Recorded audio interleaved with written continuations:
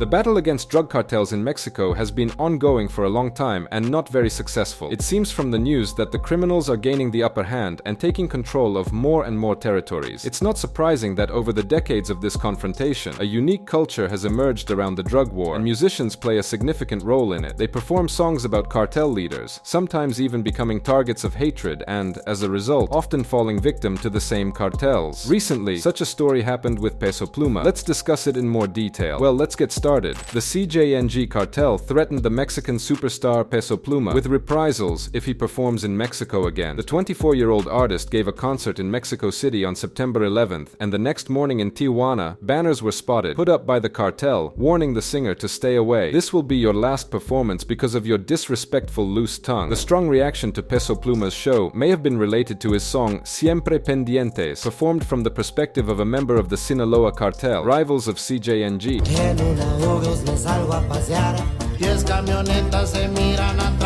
Peso Pluma did not respond to the cartel's threats, and on Tuesday evening, as planned, he performed at the 2023 MTV VMA ceremony, although he lost the Best New Artist award to Ice Spice. The CJNG cartel, or the Jalisco New Generation cartel, is one of the newest and fastest growing criminal groups in Mexico. Currently, the cartel is in a battle with the Sinaloa cartel for control of the state of Zacatecas.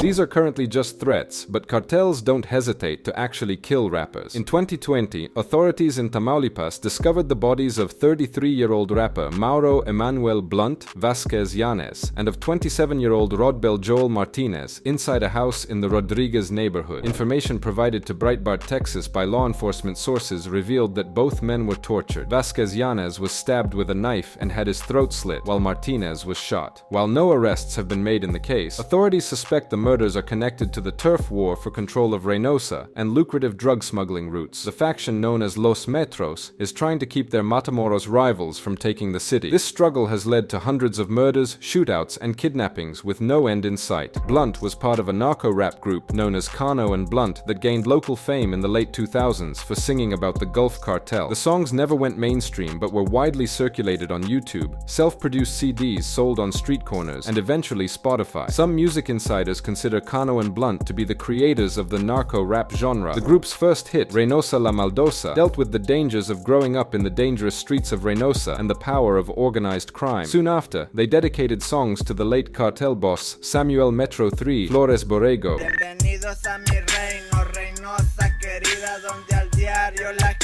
The history of violence against musicians dates back to the last century. The first known killing of a performer occurred on May 16, 1992. On that day, the famous singer Chalino Sanchez, often referred to as the king of corrido music, was killed. Sanchez was performing at a club in Culiacan, Sinaloa. He received a note from the audience, believed to contain threats. He frowned, pocketed the note, and continued singing. After the concert, unidentified individuals stopped the car he was riding in with his brothers. They presented themselves as police officers and suggested that Sanchez accompany them to talk to their superiors. After some thought, he agreed. The next morning, the musician's body was found near a farm in the suburbs. He had been shot twice in the back of the head. The identity of his assailants remains unknown to this day. However, persistent rumors suggest that the 31-year-old Sanchez had worked as an enforcer and courier for one of the cartels in his early youth. Growing up in Sinaloa, he was familiar with street crime from an early age. It's possible that old acquaintances didn't forgive him for his rapid rise to wealth and fame, which he was unwilling to share with anyone.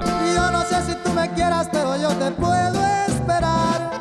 Si me dejas esperar. Another famous performer killed by gangsters was Valentin Elizalde Valencia. This singer, known to his fans as the Golden Rooster, was also renowned for his ability to compose heartfelt ballads about mafia bosses. Valencia and his driver were gunned down shortly after a concert in the city of Reynosa, Tamaulipas State, in 2006. It is believed that the musician paid with his life for daring to perform the song A Mis Enemigos, in which members of the Los Zetas gang, who held significant power in the state, saw praise for the rival Sinaloa cartel. Para eso se pintan solos, porque no me hablan de frente. A year after Valentin, another well-known performer, Sergio Gomez, was killed. On December 1st, 2007, he was abducted along with members of his band. This occurred the morning after a concert in the city of Morelia, Michoacan state. The others were released almost immediately, but the body of the 34-year-old Gomez was found in the suburbs after a day. He had been brutally tortured before his death, and according to one version, he was burned alive. Later, information emerged that representatives of one of the local gangs had made persistent offers to the singer to cancel the concert. He refused. It's unclear exactly what angered the gang members, but it was likely related to his repertoire.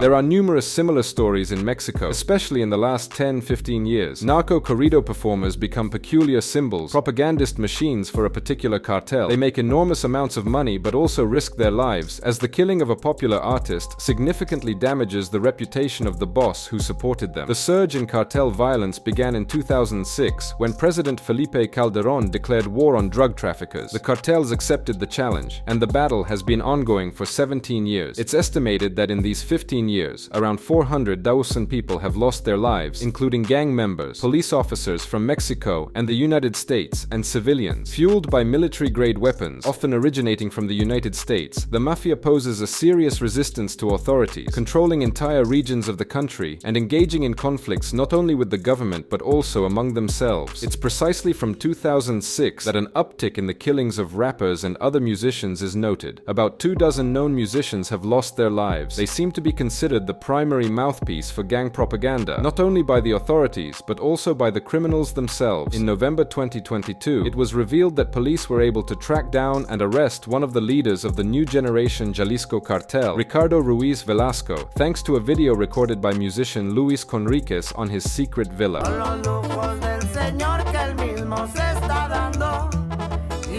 On June 25th, the musician participated in a grand party organized by Ruiz at a ranch in the mountains on the border of the states of Jalisco and Zacatecas. Soon after, Conriquez posted a clip on his social media page featuring a song glorifying Ricardo Ruiz, recorded during the criminal revelry. Investigators studied the recording, managed to locate Velasco's villa, and put it under surveillance. In August, the cartel boss was arrested during a meeting with other criminal authorities in the state of Guadalajara. However, there is no good ending to this story. Immediately after Velasco's arrest, cartel fighters carried out a series of bloody attacks on police officers and civilians. As a result, the criminal had to be released. Such incidents occur quite frequently in Mexico. The declared war on drug cartels in Mexico continues. New bosses replace the arrested ones. Weapons continue to flow across the US border, and in the opposite direction, tons of narcotics are shipped out. It seems as if the skeletal figure of Santa Muerte has heard the prayers of countless gangsters and turned the country's life into a real hell. Meanwhile, performers, both rappers and singers, sing heroic ballads about bandits, amassing fortunes from it, and meet their end at the hands of enemies of their heroes, seamlessly blending into the insane dance of death swirling over Mexico.